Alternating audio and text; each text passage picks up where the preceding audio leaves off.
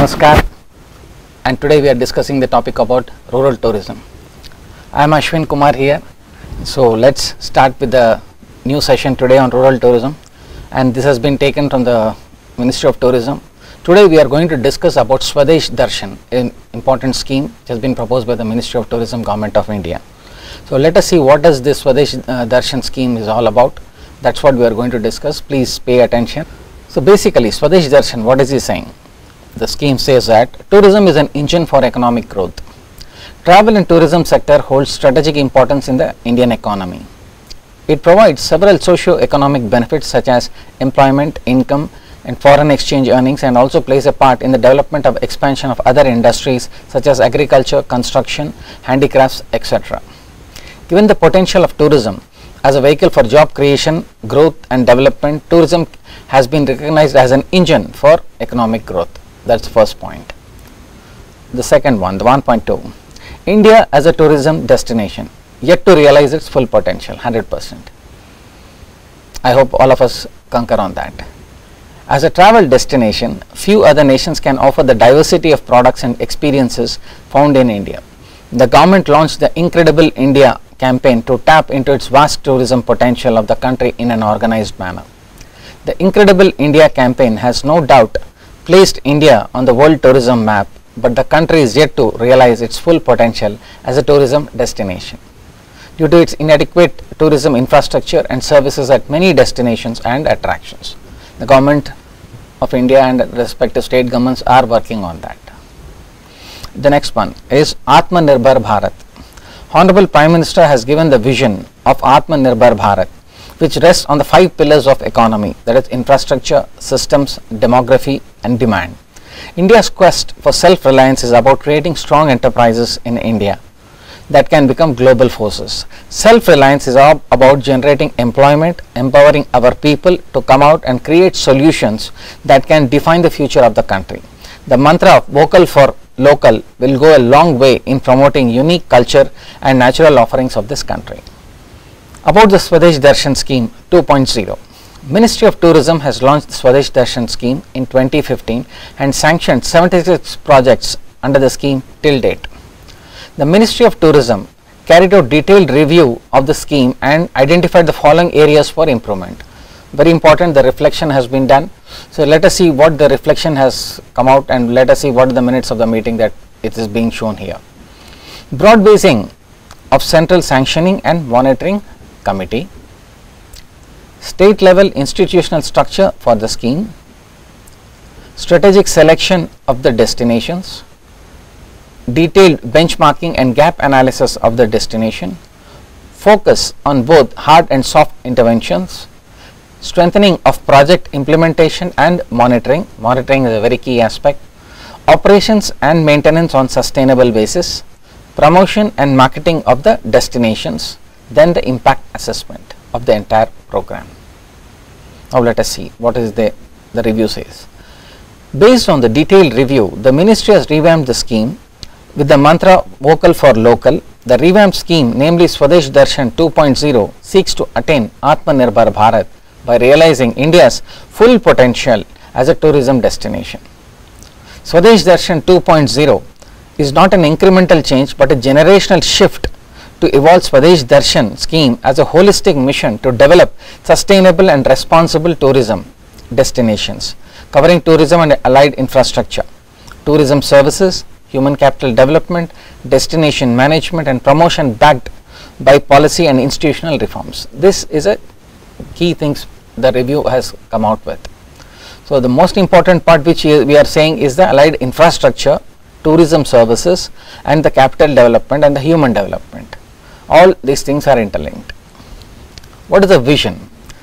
The vision of this Swadesh Darshan program is to develop sustainable and responsible tourism destinations in the country.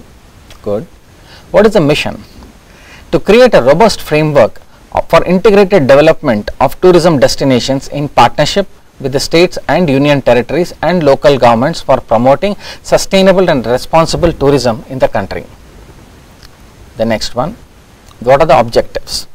The strategic objectives of the scheme are to enhance the contribution of tourism to the local economy, primary objective, to create jobs including self-employment for local communities, to enhance the skills of the local youth in tourism and hospitality, to increase private sector investment in tourism and hospitality, to preserve and enhance the local culture and natural resources. These are the objectives of the Swadesh Darshan scheme. The next one, what are the key principles on which this is to be followed? In order to achieve the vision of sustainable and responsible tourism, the key objectives of enhancing the contribution of tourism in the local economy and local jobs, the following principles have been identified. What are those principles? Develop benchmarks and standards for major tourism themes, sustainable and responsible tourism, destination and tourist centric approach, integrated development of tourism destination, focus on domestic tourism, policy and institutional reforms, operation and maintenance on sustainable basis, synergy with central and state schemes. Here, my dear friends, we have to understand a very important aspect, the last point. The last point is synergy with the state government and central government schemes. There has to be proper synergy with the state tourism department as well as with the central tourism department. They have to be in sync, because that is where the real teamwork starts. Right from its promotion, its planning, its infrastructure, human development and developing the local economy. So that is why it is very important that especially the Ministry of Tourism at the central level as well as at the state level have to work together. Sustainable and responsible tourism, we have discussed in the previous session. Again, let us discuss it in short points. At the core of the future development, the states will ensure due consultation with local communities and stakeholders while preparing projects for development of destinations, very important. The states will encourage the use of renewable energy, eco-friendly material, e-vehicles, etc. in the projects. The states will ensure development of accessible infrastructure and services at the selected destinations under the scheme. There will be adequate focus on capacity building among local communities, in particularly youth and women, to enable them to take up jobs and opportunities in the tourism sector. The states will encourage local entrepreneurship and self-employment opportunities in the tourism value chain. The states will also launch a sustainability campaign to encourage tourism enterprises to adopt sustainable and responsible practices. The states will also sensitize tourists to respect the environment and behave responsibly.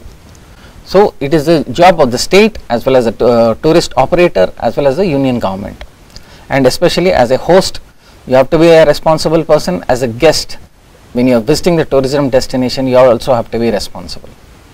It's a collective exercise. Destination and tourist centric approach to development of tourism, very important. Let us go slowly and in depth. A tourist is essentially seeking an experience when he visits any destination.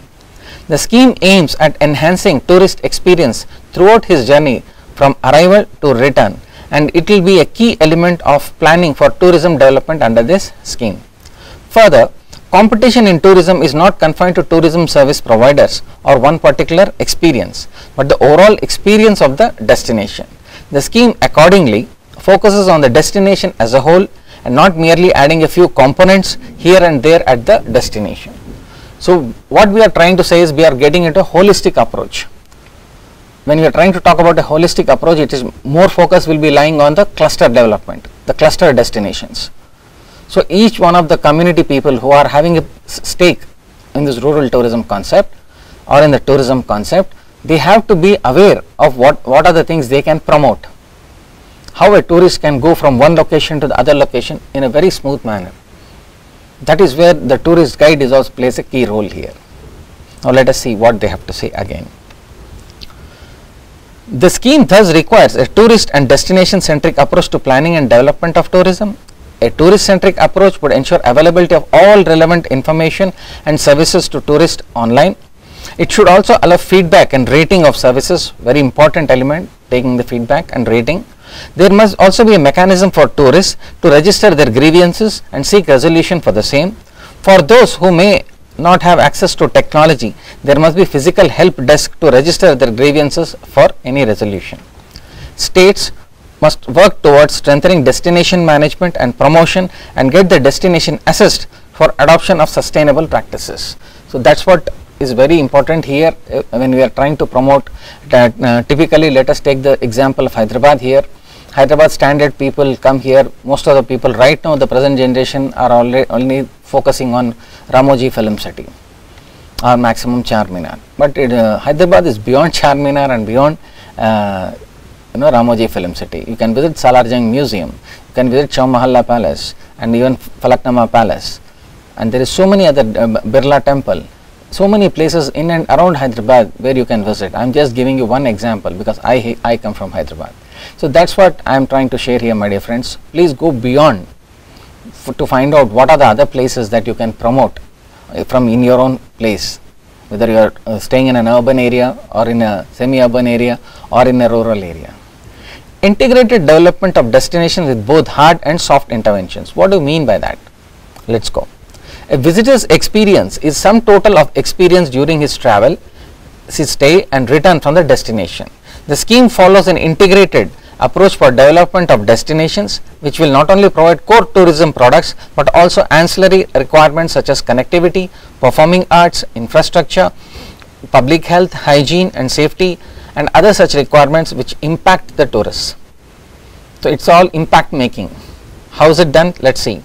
The scheme recognizes that developing a destination requires not only hard infrastructure but soft interventions are also equally important, which will go together to equip the destination to provide a unique and satisfactory experience to its visitors. Developing an isolated components without comprehensive planning will not be allowed with the scheme. Will fund both hard and soft interventions towards integrated development of destinations. In short, let me tell you the example in a very easy way. But what are we saying when we are trying to talk about hard interventions? Hard interventions is basically, simple example is the toilet should be clean. Like previous session we discussed about Swachhata. So the toilet should be clean, it should not be having any bad odor or anything. There should be necessary tissues and other things that has to be provided there. Hard, this is soft intervention says how patiently the tourist guide or the tourist operators handles the tourist. That is a soft intervention. Proper customer service attitude. Treating the guest as we said repeatedly, Atithi Devo Bhava. These are very important soft skills that play a key role. That's what we call it as soft intervention. Hard intervention is basically infrastructure which is there. And technically right now you are also aware in most of the places we have this, the spitting as a habit with a lot of people consuming this gutka and other things. Especially you should take a decision around the tourist destinations, other places, we should not allow selling of this particular gutka and other things. That is one way we have to protect our heritage monuments and any of the tourist destinations. It's very, very important to keep our entire tourist destinations very hygienic for our tourists. As we discussed, again we are trying to talk about promoting domestic tourism. Domestic tourism holds substantial promise for the growth and tourism in the country, which can significantly contribute to the Indian economy. The government has also launched Dekho Apna Desh, a major campaign for promoting domestic tourism. The scheme will focus on developing tier 2 and tier 3 destinations to create more opportunities for domestic travelers. That is where the rural tourism comes in. Tier 2 and tier 3 destinations offer a lot of scope for to expand rural tourism opportunities. It is here you should take the initiative to start your own firm. It's time for you to become a rural entrepreneur. Rural entrepreneurship we will be discussing in the next sessions, but I am telling you this particular Swadesh Darshan scheme is very important. So that's why please pay attention to understand this Swadesh Darshan scheme. What is the policy and institutional reforms to promote tourism? While public infrastructure and allied services, hard and soft interventions will enhance the tourism potential of the destination, the scheme also gives equal importance to policy and institutional reforms to fully exploit the potential tourism in the country. There are several areas of tourism which require policy measures for quality assurance, standardization, tourist safety, tourist experience and greater synergy in the efforts of central and state governments, which we have discussed in the previous slide. The Ministry of Tourism has taken the following policy initiatives for promotion and development of tourism sector. What are the things they have taken up? Setting up of Destination Management Organization, DMO. Next, National Integrated Database of Hospitality Industry. The acronym is NIDHI, NIDHI. That is National Integrated Database of Hospitality Industry. Everyone who is providing hospitality services is coming under this particular database. System for Assessment, Awareness, Training in Hospitality Industry, that we are calling it as SATI. System for Assessment, Awareness, Training for Hospitality Industry, SATI. Next, revamping of star classification and certification scheme for sustainable tourism, eco-tourism, adventure tourism, etc. Minimum standards to be maintained for homestay and B&B. B&B is bread and breakfast. The next one is Incredible India website and mobile application, very important, it's working fantastic if you see the Ministry of Tourism website. Then the statistics, tourism statistics we need to maintain to understand the inflow of FTAs and DTAs, that is foreign tourist arrivals and domestic tourist arrivals. Then come the strategies for development of MICE, M-I-C-E. What is this MICE? It is medical and wellness, eco-tourism and adventure tourism. The MICE is an acronym for, we are saying it for medical and wellness program, eco-tourism, adventure tourism and other niche areas. Other niche areas, definitely rural tourism falls into the place. The states implementing the projects under the scheme will sign a memorandum of understanding with the Ministry of Tourism for implementation of these policy initiatives and reforms. The schemes will offer other incentives to the states which will perform very well on the implementation of reforms. So this is about the policy and institutional reforms to promote tourism. Operation and maintenance on sustainable basis. You have seen during the entire sessions the constant word that is coming here is sustainable, self-sustainable. Let's know what it is. Operation and maintenance of the facilities and assets created under the scheme on sustainable basis will be essential.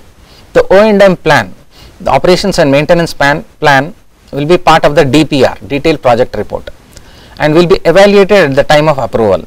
3 years of operations and maintenance will be made part of the contract for construction, and O&M cost shall be paid over a period of 3 years of O&M. A plan for management of revenue generating assets, which can be public private partnership, and non-revenue generating assets which will require budgetary support, will be worked out for the project. The role of destination management will be crucial for planning and monitoring operation and maintenance of assets on sustainable basis. The next point. The states will ensure synergy with the other central and state schemes while planning the development of destination, and will prioritize development of infrastructure pertaining to various line departments such as roads, water supply, sewerage, transport and etc. So as I said, it's a complete cooperation between the central and state government to take the tourism destinations to the next level, so that it makes an impact on the tourist. And again we are trying to focus more on the domestic tourism aspect of it. Why the domestic tourism we are trying to focus? Technically in India, standard months, most of the wedding seasons that happen is somewhere between April, May and June, then somewhere after October, November and December, and somewhere at some time between Jan. So technically we are around 6 to 7 months we are having, but the 5 months are very lag periods where most of the period tourists don't travel, especially I am talking about the domestic tourists, especially during the examination season, the rainy season and other important festival season, people do not like to travel. So the other seasons we are technically, let us say 7 months out of this, even you take out 1 month, 6 months we have got active 6 months where we can promote tourism based on the weather conditions of that particular local area. Implementing agency, very important. The state government will have to designate the implementing agency for the projects under the scheme and inform the Ministry of Tourism. The Ministry of Tourism may on its own select a central agency for implementation of any project or initiative under this scheme. The state or central implementation agency will be responsible for the following. What are they responsible? Let us understand. The agency shall ensure technical, financial and administrative compliance of the guidelines and other terms and conditions of the sanction of the project and instructions issued by the ministry from time to time. Second point. The agency shall follow all codal formalities while awarding contracts of works or procurements of goods and services for the project. The agency will ensure full compliance with all codal formalities regarding finance and accounts of the project. Point number 3. The agency will ensure complete transparency in its transactions. The agency will mandatorily follow e-tendering for all tenders. Point number 4. The agency shall mandatorily submit the requisite documents and periodic physical and financial progress of the projects on the portal to set up for the scheme. So we are looking at complete transparency and accountability at all levels, whichever the implementing agency is there. The key things, because of rapid digitalization and online networking, there is no scope for, I won't say there is scope for people committing errors and doing kind of harakiri, but I would say that kindly do not think about it. The most important thing is being completely transparent and accountable. That's what works in the long term process. Project development and management consultants. Some of the factors identified for the slow implementation of the projects are related to project design, the process of tendering, cost escalation due to delays in calling and settling tenders, and difference in approved cost and the cost shown in the detailed project report, and lack of effective monitoring of the project execution. Very, very important. I will be discussing about it. In order to overcome these constraints, the states will be provided end-to-end support for project design, development, implementation and management through project development and management consultants, PDMCs. A model scope of work for providing end-to-end assistance by PDMC is given in Annexure 2. A model request for proposals RFP document is also available in the mission toolkit. This will enable states and union territories to procure PDMCs, the project management consultants. Why we are trying to say is the project is announced at one particular thing, that time whatever the material, whatever infrastructure, let us say you want to build an infrastructure around the particular project, the cost of the cement, the steel, the transportation, the labor is at one thing when you have initiated the project. If the project is delayed beyond a time, all this cost is escalated, and once this cost gets escalated, it becomes very difficult to get it adjusted in the books. So you have to resubmit your entire detailed project report, maintaining the current cost, and most importantly you have to anticipate the costs also. What could be the cost hikes that can have, keep a rough budget margin of 10 to 15% plus or minus here and there when you are submitting the DPR. You should have the flexibility there. Next, 4.3, selection of destination based on state perspective plan. The states will prepare state perspective plan analyzing tourist potential of various destinations based on the following. Every state has to prepare this thing, and they have to upload it in their Ministry of Tourism website, the state tourism website. Major tourism attractions, offerings and themes. Second one, connectivity by air, rail and road, including local travel, connectivity to any tourist circuit. Then current tourism ecosystem at the destination, future tourism potential at the destination, and state support to the destination. The ministry will select 2 to 3 destinations of the state for development based on the state perspective plan and availability of funds. Yeah, funds is a very important aspect. So these funds, when you are expecting it from state and central government, so we can also focus to create a sustainable fund for the particular tourist destinations. With that particular funding, they can maintain their own places instead of directly depending on the government all the time. So that is why, my dear friends, please focus to think on these lines. Now, how do they prepare? The preparation of the destination master plan. In respect of each selected destination, a destination master plan will be prepared, DMP, based on the benchmarking and detailed gap assessment. It will have a proposed hard and soft interventions and shelf life of the projects with block costs.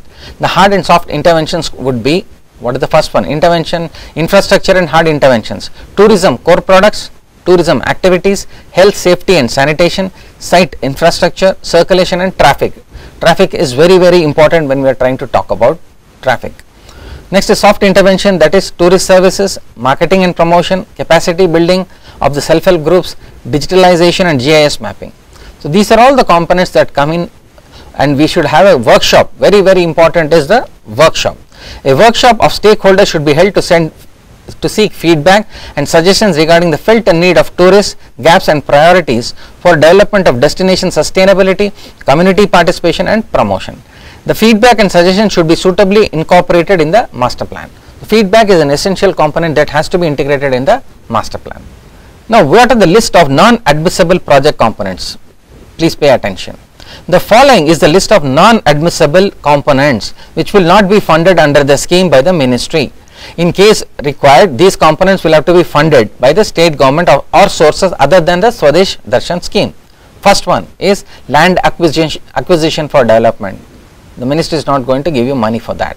Next, resettlement and rehabilitation package. Again, because you are acquiring land, you have to move the people from there to some other place. That is the job of the state government, not the central, not under the scheme. Improvement and investments in assets and structures owned by private entities. For any private enterprise which is there in a tourist destination, this scheme cannot be applicable. It is not going to fund them to develop their infrastructure. The private infrastructure cannot be run on the taxpayers' money. Then rejuvenation, dredging and development of bunds of water body, man-made and natural. Next one. In principle approval of the master plan. The ministry will deliberate and provide in principle approval of the master plan for the destination. Now preparation of detailed project report for each destination. Very important is a DPR. Lot of state governments fail to submit DPR with the mentioned guidelines. They submit it according to their whims and fancies. They have to follow structured pattern which has been already been given in the manual. What is it? Let us see. After the approval of the master plan, the detailed project report DPR shall be prepared for each destination as per the toolkit from the Ministry of Tourism. The DPR will be prepared keeping in view of the following. 1. Principles and recommendation included in the master plan, benchmarking, gap analysis and respect to carrying capacity, tourism infrastructure activities, connectivity, skill development, safety and marketing and promotion. Very important, the second point. Third one, proposed hard and soft intervention. Fifth one, pre-construction clearances. What are the clearances do you require? That is before you start the construction of it. Then O&M, operations and maintenance proposals. It should be ensured that various stakeholders and local community representatives are consulted while preparing DPR. Most of the time they don't do it. So DPR, when you have to prepare, take in cognizance, take with you, along with you, the people who are also involved, the local community also, the stakeholders. Then approval of the DPR. The DPR will be appraised as per the standard operating procedure and toolkit. The DPR will be processed by the Mission Directorate and for approval of Central Sanctioning and Monitoring Committee. In case the Central Sanctioning and Monitoring Committee imposes any changes in the DPR while approving the project, the implementation agency will submit the revised draft of DPR. Subsequent to the receipt of final DPR, MOU would be released to sanction the order of the project. This is the process, how the entire process of DPR is designed and it is getting approval. Let us go to the next one. This entire scheme, Swadesh Darshan scheme, is 100% centrally funded. The scheme is 100% centrally funded. The fund shall be sanctioned and released to the implementing agency as per the guidelines of the scheme and is in conformity with the General Financial Rules GFR and the directions issued by the Ministry of Finance from time to time. What are the funds for professional administrative services? 3% of funds for professional administrative and office expenses by MOT. The fund will be utilized for National Mission Directorate level for hiring of National Project Management Unit NPMU. Fees for the Central Technical Nodal Agency. Number 3, administrative expenditure on Mission Directorate activities including national and regional review, meetings, workshops, field visits, etc. Capacity building to the National Resource Center and for various themes identified under the scheme. That is IEC material for capacity building, national and regional workshops for capacity building, giving awards and recognition of best practices. Next, upscaling and replication of best practices and smart solutions, research and applied studies, international cooperation for capacity building and technology development. Then setting up of the IT web portal, very important. Without the web portal, you are not online, you are not connecting to the global village. The Apex committee will decide on the use of these funds for any other purposes. The entire details, what is the condition precedent, amount to be released is mentioned clearly here in the next particular picture that you are seeing here. What is the package units for the tender, what is the sanction, the details, 10%, how the funds are basically released. First one 10% of the sanction cost, then 30% of the tendered cost, then comes the 35% of the tendered cost, then 30% of the tendered cost, then 5% of the tendered cost, the certificate of 100% physical completion of the project from implementing agency should be countersigned by administrative secretary, and the UC utilization certificate of the amount released so far should be submitted in the prescribed format. Most important thing, my dear friends, please understand, any project that you are undertaking, you should submit the entire project proposal in a systematic way. Next, you have to maintain UC, that is your utilization certificate. Final utilization certificate of funds released for the implementing agency to be submitted after the project is closed by the ministry. This is the basic funding, how it happens, what is the process, how the funds are released in a phase wise manner to the program. Utilization certificate, very important for any projects of the state government and central government. What is it? Let us see. The implementing agency shall submit the utilization certificate of the funds released as follows.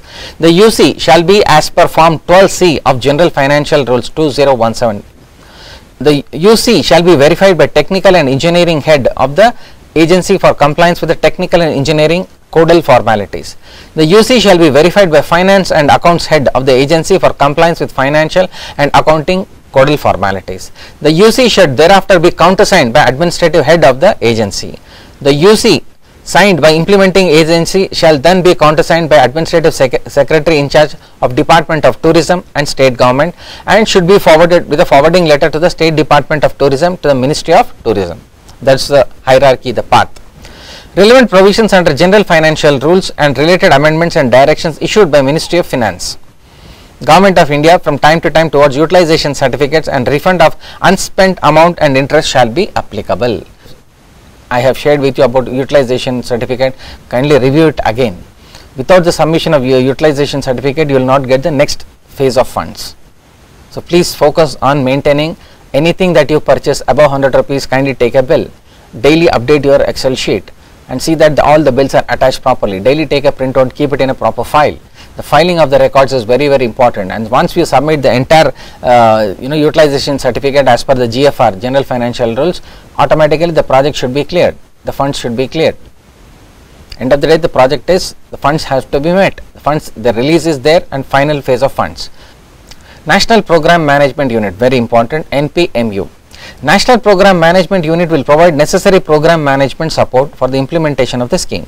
The National PMU will provide support and assistance in various aspects like providing program management support, preparation of DPR for identified themes, benchmarks and standards, preparation of toolkits and SOP standard operating procedure, preparation of model RFP, EOA and agreements, support in processing the project concept and detailed project reports, providing MIS support, online support in monitoring the scheme, providing support for operations and maintenance and PPP, provide capacity building support, documentation of best practices, impact assessment, provide any other related support as may be required from time to time. This is the factor. Thank you. I hope you enjoyed this session. Jai Hind.